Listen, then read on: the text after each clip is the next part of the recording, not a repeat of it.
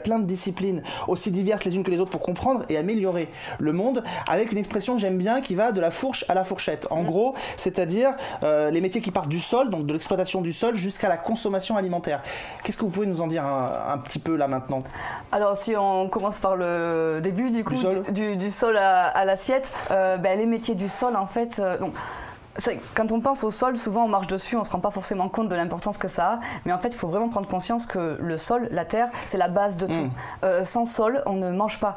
Pour citer un chiffre de l'ONU, 95% des aliments proviennent directement ou indirectement des sols.